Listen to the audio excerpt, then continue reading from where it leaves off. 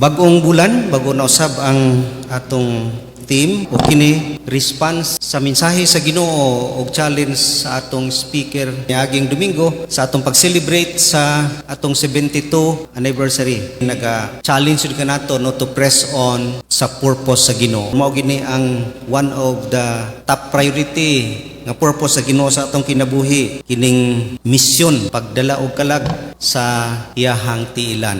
Ang uluhan sa mensahe karon, an ambassador for Christ. Ambassadors kita kang Kristo. Ang atong text sa 2 Corinthians 5:20 na diha ang kinatibuk-an gyud nga unsa gyud kita diha kang Kristo. Unsa gyud kining ambassador. So ang atong theme this month is called to reach, sent to conquer hearts for Christ. Sa kini ka pagtubag sa challenge sa Ginoo nga in this troubled world padayon kita nga mag-reach out o mag-conquer, to conquer the hearts of the lost. Mo nang usa ka dako nga katuyuan gyud kining mission and evangelism tungod kay ang gusto sa Ginoo nga wala gyud mawala. No one will perish. Kita instrumento sa iyahang pagpadayag kani sa kalibutan, kita instrumento sa pagkabot sa mga kalag dalon ngadto sa tiilan sa Ginoo. Nini nga text atong tanaw ng tulo ka butang importante kaayo unsa kining ambassador. Una tanaw nato ang iyahang appointment, our appointment sa atong text ingon diha, we are therefore Christ ambassadors. We are therefore. Pag therefore murag strong gina nga we are Christ ambassador. Sa to pa kita gitawag appointed by the king. Ang ambassador mo na siya ang gi-select among sa people diha sa usa ka nasod nga ipadala ngadto sa tigom sa mga kanasuran. Siya ang gitawag nga representative. So gitawag but pasabot na kita gitawag gyud sa Ginoo, it is a divine calling. Dili ni gitawag lang sa iglesia. Dili pud ni self-made nga ako gitawag, dili sa Ginoo ginigikan. Munang every believer gitawag gina sa Ginoo. Matag usa kanato naagyoy mission. Matag usa kanato gi-appoint gyud to reach out and conquer hearts for Christ. Kitang tanan gyud gitawag nga mag-evangelize. Munay kamatuoran. And also, appointment, it means sent, gipadala. Ang usa ka ambassador, siya ang nag-represent sa king o sa mga katawhan sa gingharian. Kita usab, susama ni ana. Ang ambassador, siya ang nay authority to speak on behalf of the king. Sa una, gipadala sa hari dito sa laing hari sa Israel. Siya ako gipadala sa king. Ako ang mag-represent sa king. Mao ni ang gisulti sa king. Mao na ang ambassador. Sa ato karon magtigom ang mga kanasuran, magrepresentar kada usa gyud ang usa ka nasod og usa mo nang ambassador. Meaning nagrepresent siya sa president og sa tibuok gyud nga mga katawhan diha sa maong nasod. Mao nang ambassador. So kita gyud kitang tanan appointed o gipadala ngadto sa kalibutan. So tanang Kristohanon in God's kingdom, dili kita spectator lang, dili lang ta magtan-aw, kundi kitang tanan representative ngadto sa kalibutan. Ingon diha in Christ stead, ambassador for Christ. Mo nang gitawag nga kita gitawag o gipadala ngadto sa kalibutan. Gitawag kita gikan sa kangitngit unya gipadala kita ngadto sa kalibutan na usab. Mo nang appointment. Wala gyud excuse. Dili pud optional nga mayong kad dili ko pwede ambassador, dili kay kita tanan gitawag og ipadala ngadto sa kalibutan. We are ambassadors. Paul is talking about the church og dili kini selected individual. Kita gyud tanan appointed to be ambassadors. Then ikaduha, tanaw nato ang iyang accountability. Pag ang ambassador ipadala dito, naagid na say accountabilidad, na say responsibilidad nga iyahang gampanan. Sa atong text ingon diha, as though God were making His appeal through us. Siya nagrepresent sa king. Susama ra nga ang king nakig-istorya ngadto sa mga katawhan diha sa nagkalain-laing nasod. representative siya, no, nagrepresent siya. Umuhangyo ang king, murag siya gid ang musulti. Murag gyud siya ang king. Mo nang gitawag nga nagrepresent siya sa king. Nagrepresent siya sa kinaiya sa king, ang honor sa king og ang honor sa mga katawhan sa usa ka nasod nakasalalay sa ambasador. Kay siya raman ang makita dito. Madaig ang king, madaig ang mga tao sa usa ka lugar pinaagi sa ambasador. Kay ngano, sa ambasador maminaw ang mga katawhan o ginabantayan po ang iyahang gipangbuhat, ang iyahang deeds o ang iyahang words. Ginatanaw na sa mga tao sa nagkalain-laing nasod.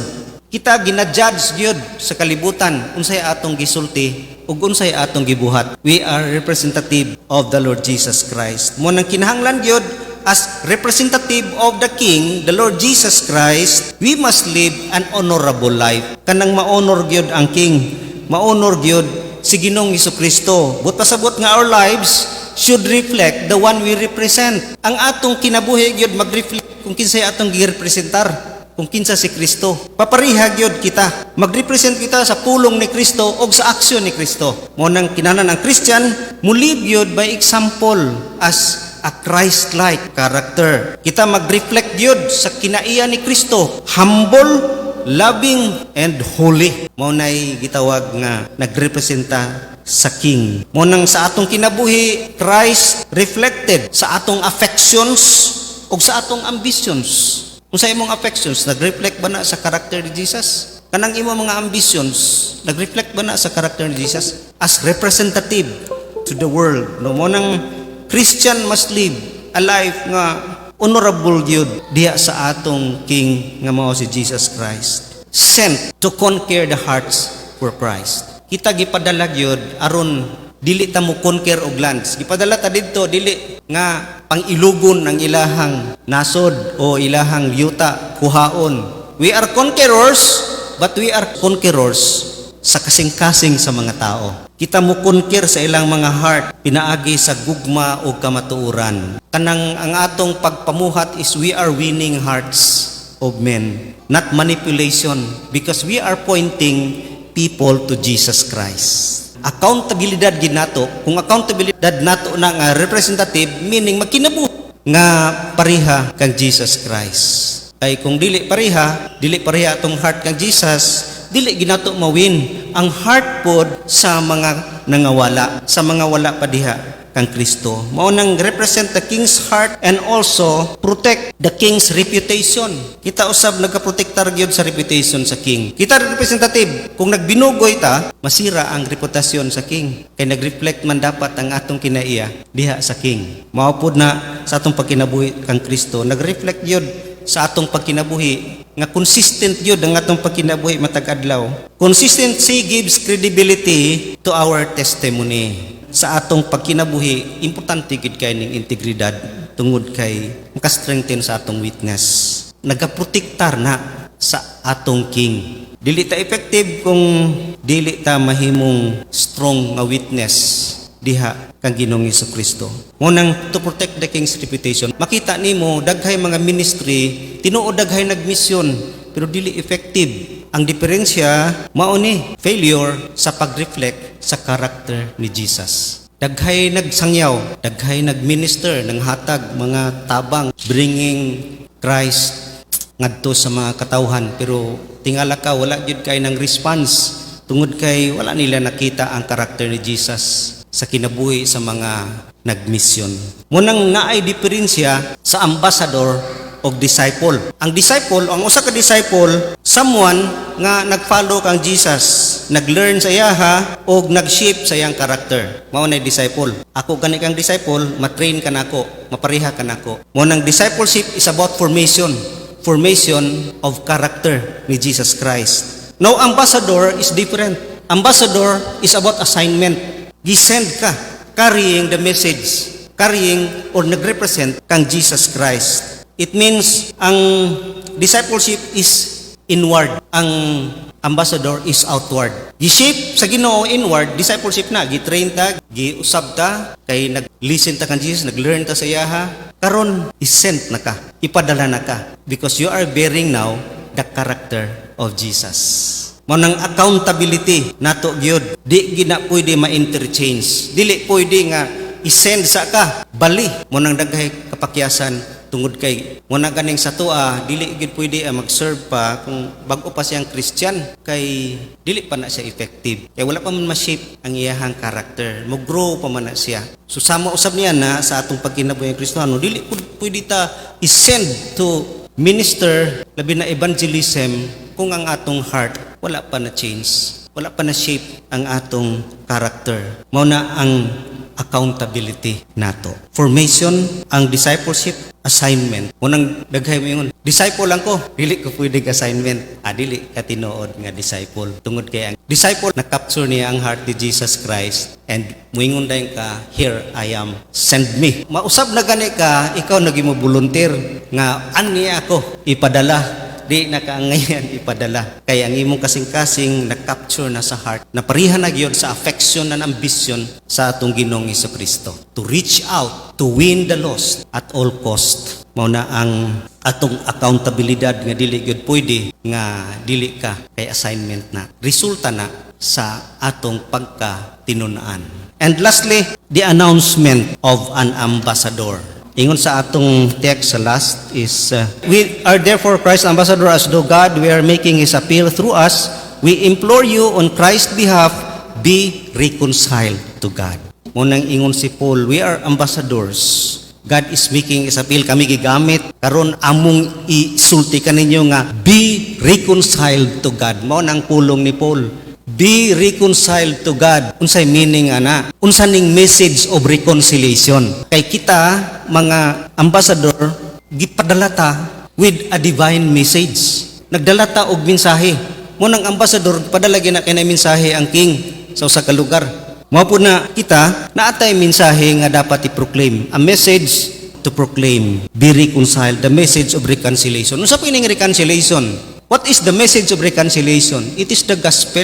Ang tao nakasala, nahilayo sa himaya sa Diyos. Romans 3:23. All have sinned and fall short of the glory of God. Romans 6:23. The penalty is death. Na-separate, nag-provide ang Ginoo og way. Jesus died on the cross to pay the penalty sa atong mga sala aron kita ma-forgive, aron mabalik ang atong relasyon sa Diyos Amahan. That is reconciliation. Therefore, the gospel is the message of reconciliation.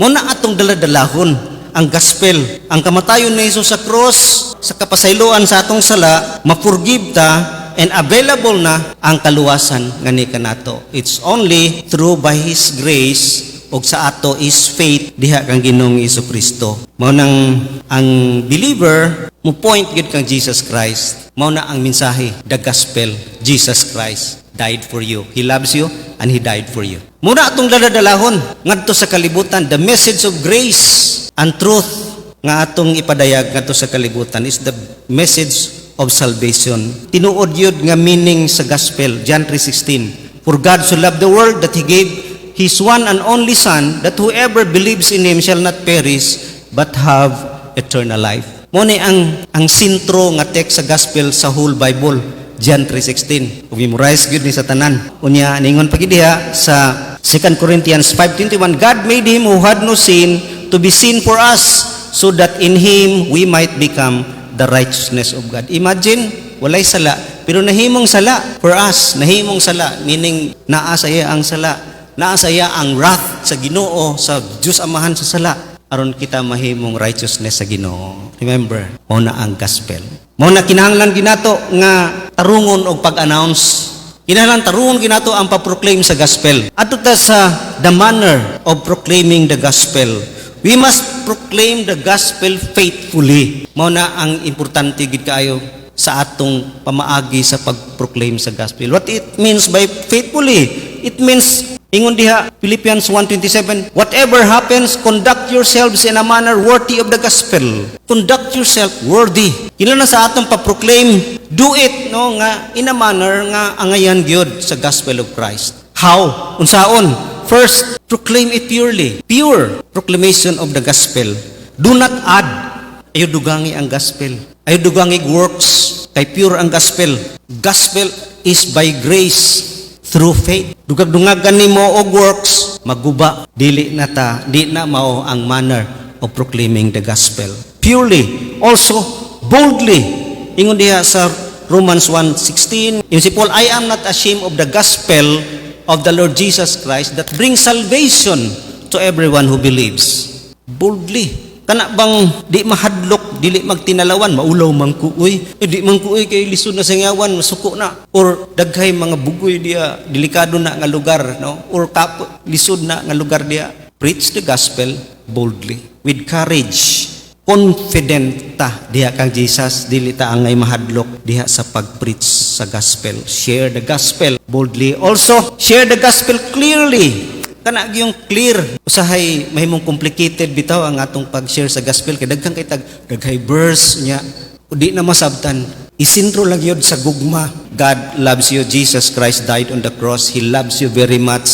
Meaning sintro gyud kang Jesus Christ, di ka mawala. Klaro gyud kanunay. Basta si Jesus Christ ang imong sintro. Christ died for our sins, Christ buried and rose again for our sins. Keep the message center on Christ. And also, the manner, consistently. Consistent. Ingon diha sa 2 Timothy 4, to preach in season and out of season. Bisag dili. Naikausa nag-preach kong birthday. Niya nag-explain ko sa love sa Ginoo diha sa cross. Ningon di man naangayan. Pastor, di naangayan i-preach ang cross diha. Uy, preach the gospel consistently. In season or out of season. Bisag dili angayan. Bisag usahay taob, usahay hunas. I-preach yun. Unsay kahimtang sa kalibutan. Preach the gospel. Naa sa kalipay, naa sa kalisod. Preach the gospel in season and out of season. Wa ginay season ang gospel. Preach consistently. Muna ingon diha, remain faithful. Bisan pagway mo dawat, kapi ako kadaghan ko call, altar call, wag mo dawat. Muundang pa ko, madiscourage ko daily oy. Preach consistently. Ingon sa atong speaker last, si Peter nag-preach 3,000. Si Stephen nag-preach, gipatay. Si James nag-preach, gipatay. Di ba? Consistently. Or out of season, bihis ako ay manawat. Preach the gospel. Faithfulness is measured by obedience, not results. Muna itong tanawon. Then also preach the gospel passionately. Kana bang dasigid kaayo. Meaning, pag passionate ka, labi na gyud. Urgent na kay hapit na balik ang Ginoo, passionate na ta. Oy, ugma pa nimo na sa ngayon, matay na. Karon na. Ugma na ko manangyaw, na magira na pagkaon niya, wa na, ulahi na. Urgency. Unya na ko nasiran. Ayaw gyud. Ingon diha, passionate with compassion and urgency. Compassion. Nabalaka ka basig maunsa na siya. Di na nimo na lang nilangayon, di ba? Kinahanglan share na gid nato sa gospel. Share the gospel passionately. It means ayaw tuguti nga magbugnaw na imong kasing-kasing. Di ka mo share. Mubugnaw baya na. Nya, usahay ta mo share. Murag cold kayo bitaw. Dawa ta si Jesus. Aron maluwas ka. Murag wa kayo yung urgency and compassion ba? Share the gospel with compassion. Una importante kayo. Dili ka nang bugnaw kayo. Souls matter to God. Serious ang soul. Dapat serious o urgent kita mo sulti sa gospel. Mo nang passionately and also last, important po kayo, preach the gospel lovingly, with love. Paul appealed, siya, nag-appeal ko sa inyo ha, be reconciled. In taon, no? Be reconciled to God. Loving yun. Mo nang kanigiingon diha, nga our words must be seasoned with grace and truth. Kanang ang atong mga pulong, dili yun sakit. Usahay na yung manangyaw. Daw ata si Kristo ni kani madawat si Kristo, impierno gid mo, sakit pan kayo, no? Pinagi gid sa gugma and show the love of the Lord Jesus Christ. People are not won by arguments, but by our Christ-like love. Nayuban mapil debate, daw ata si Kristo, mao ni ang kamaturan. Di na to mawon pinaagi sa debate, pero mawon na to pinaagi sa gugma. Mo nang share the gospel lovingly. And also, ingon diha sa announcement, not only the manner ang importante, also asa ta manangyaw. Ingon diha the message, natay mensahe. Unsay pamaagi sa pag-share sa mensahe? Karon asa ta mag-share? Ingon diha sa Acts 8:4, those who had been scattered preached the word wherever they went. Preach the word wherever, bisag asa di ay. No, ingon diha sa Acts 1:8, from Jerusalem to Judea to the ends of the earth. So ang atong mission field, asa ta manangyaw, asa ta mo share sa gospel, bisag asa. It could be at home, kung natay mga mahal sa kinabuhi diya, wala pa kadawat ng Kristo, wala pa kasi nati sa gugma o grasya ni Kristo, share. We can share sa atong mga family members, sa atong mga silingan, neighbor, sa atong mga workplaces, asa ta nagtrabaho, sa gunsa atong trabaho, share the gospel to them, to the community, labi na sa mga unbeliever. Share at home, share online. Natay platform, nindot kayo. Unang ligina ko na si Piaton, mag-share online. Gina-record gina ko na akong mga mensahe to share the gospel online. Kay dako kay na nga opportunity nga daghan gyud ang magkapaminaw ni ana. Unang share online, share publicly. Public gyud no. Munang in this troubled world, we must continue to spread the gospel and live the gospel. Magkinabuhi gyud sa gospel because the gospel mao siya ang mo conquer gyud og heart. The gospel conquers sin, conquers injustices, pride, fear, brokenness, corruptions, lies. Karon grabe ang kuan sa Facebook no sa atong political. Ang gospel ang solusyon. Ang gospel maka-change sa kining mga butanga. The gospel meets the deepest need today. Mao nang we must accept the challenge. We are appointed as ambassador. The appointment is a privilege and a responsibility. The question is whether we are ambassadors, but whether we are faithfully representing the King who appointed us. The honor of an ambassador is not in his title, but in his faithfulness to the one who appointed him. Let us pray.